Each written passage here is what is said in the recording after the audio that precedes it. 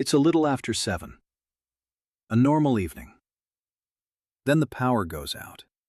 Nothing dramatic, no storm, no warning. The lights just stop. Dinner is half cooked on the stove. A phone is charging on the counter. The heating was running. The hallway light was on. None of it needed thinking about. It just worked. Now it doesn't. And within a minute or two, the house starts handing out jobs. Someone flips a switch. Nothing happens. Someone goes looking for a flashlight. They're not sure which drawer it's in. The phone on the counter was at 18%. Now that number matters. The food on the stove has to go somewhere. Leave it, and you're scraping a cold pan later. In the dark. And then there's the fridge. Nobody wants to open it yet. Nobody wants to make that call. None of these jobs is big on its own. The problem is they all land at once. And the house is already harder to move around in than it was a minute ago. This is the part gear doesn't fix. So before we talk about any device, let's measure something else.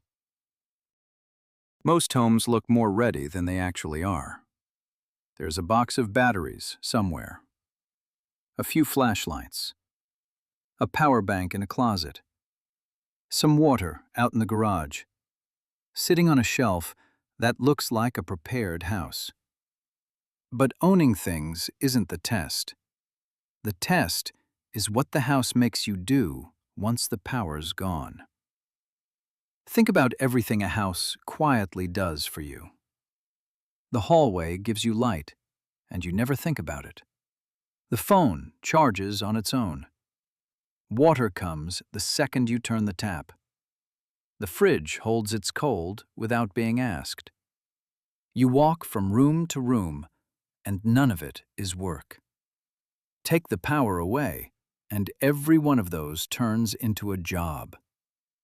A job is anything the house used to handle that now lands on a person. Finding light is a job. Finding the right cable is a job. Moving someone's medicine before it gets forgotten is a job. Even deciding whether to open the fridge is a job. So the real question isn't what you own. It's how many of those jobs you can take off the table before any of this starts. Your home doesn't need more gear. It needs fewer jobs. And you feel that first in the first hour. The first hour rarely starts with one big problem. It starts with small questions. And they come fast. Where's the light? Which cable works? Where's the medicine?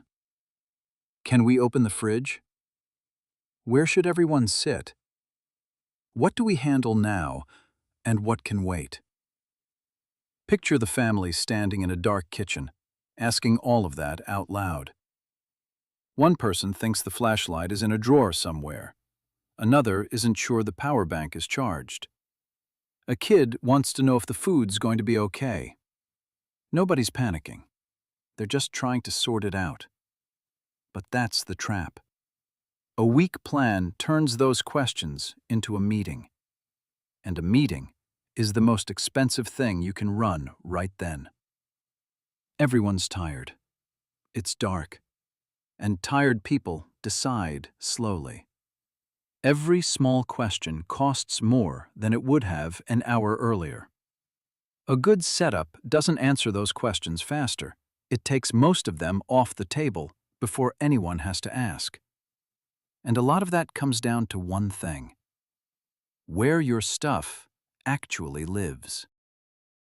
When the power's out, where a thing lives matters almost as much as what it is. A flashlight in the wrong room doesn't give you light.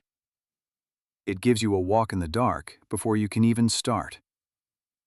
A power bank only helps if the cable is sitting right there with it, right where the phone actually charges. If the cable's in a drawer across the house, you haven't solved charging.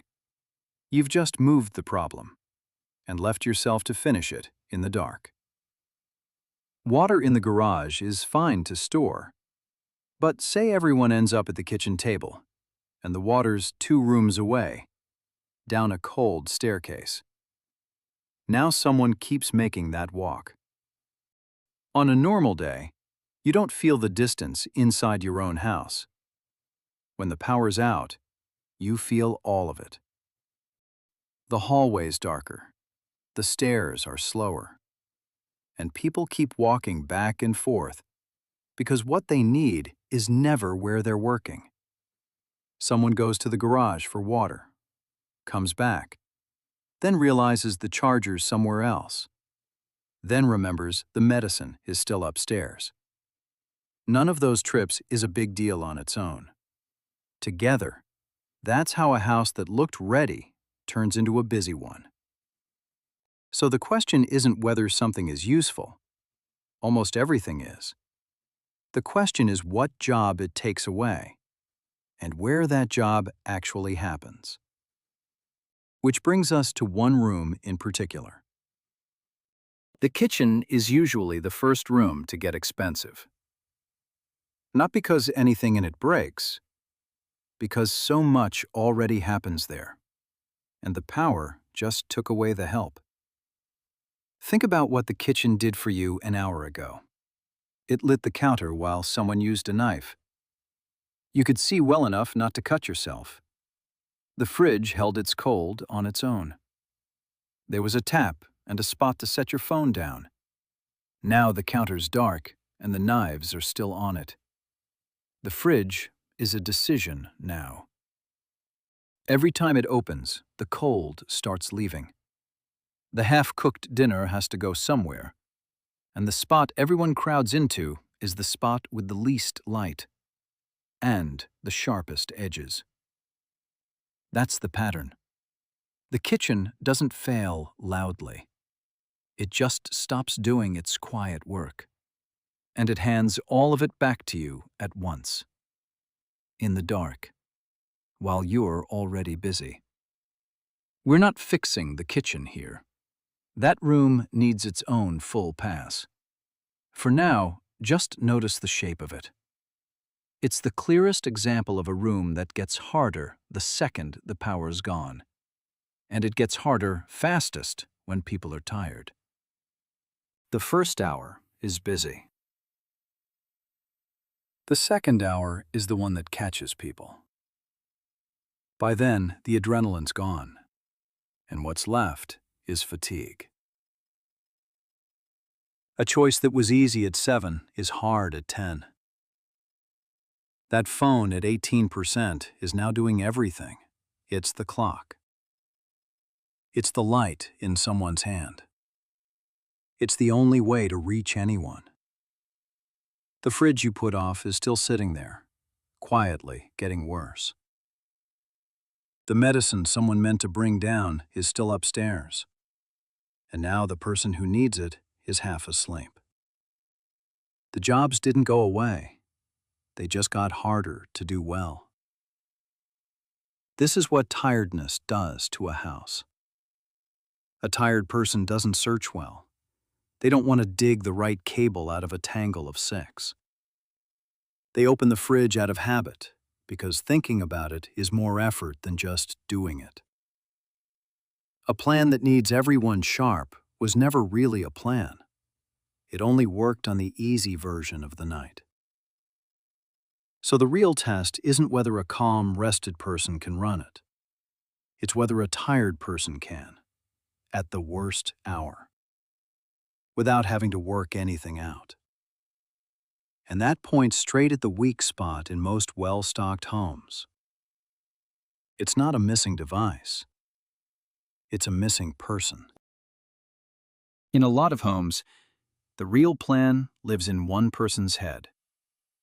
One person knows where the flashlights are. The same person knows which cable works, where the medicine went, and what to do first.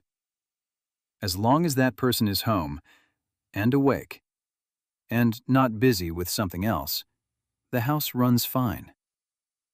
But that's a lot of conditions. That person can be out, or asleep, or sick, or just stuck holding a light for someone while 3 other things pile up. Preparedness shouldn't depend on one capable person.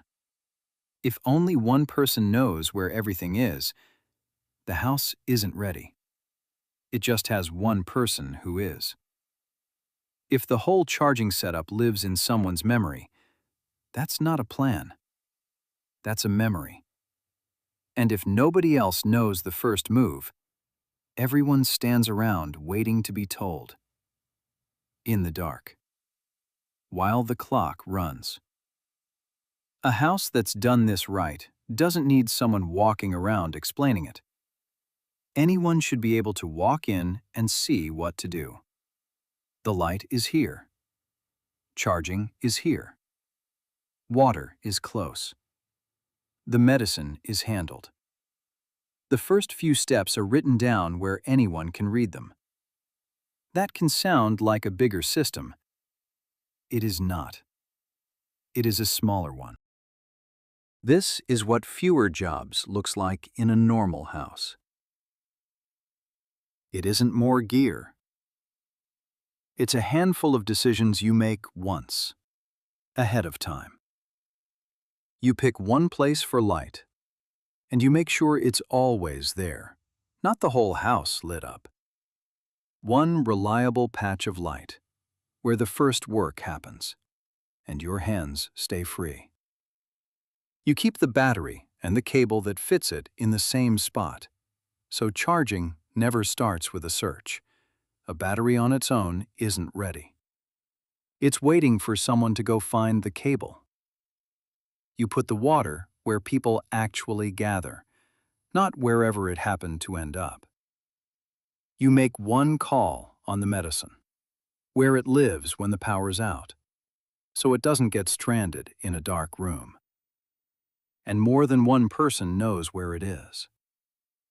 You settle the fridge before anyone's hungry. How you protect the cold. When the door opens, and when it stays shut. If the rule already exists, the food doesn't turn into an argument. And you write a few lines down. Not a manual, just what to do first, and what can wait. A tired person can follow a note. A tired person can't read your mind. In most homes, all of this ends up at the kitchen table or the dining table. Not because it's some command post, because that's the part of the house everyone already understands. It's central. Everything passes through it anyway. And it should look ordinary. A lamp, a battery and its cable, some water, the medicine, a note. Not a survival station, just a spot that saves you searching and walking and explaining. And there's one more decision, the one people skip. You decide what the house won't try to do. A long outage isn't won by doing everything in the dark. It's won by keeping a few things simple and letting the rest wait for morning. The house that tries to do everything is the one holding meetings at midnight. A ready house already knows what can wait. So judge your house by what still works without turning into a project. Can someone find light without searching for it? Can someone charge a phone without hunting for a cable? Can a tired person follow the plan without being taught it? Those answers tell you more than the size of the pile in your closet. In a real outage, owning more doesn't help much. Not if every step still starts with a search.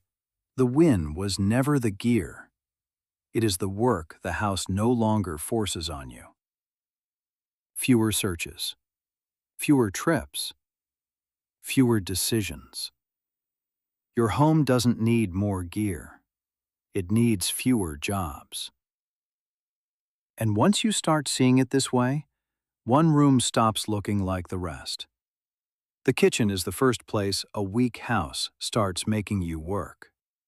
Before the hallway feels fully dark, the kitchen is already getting harder. The cold you're trying to hold. The food you have to deal with. The one counter everyone needs and nobody can see. The kitchen gets hard long before the house goes dark. That's where we start next.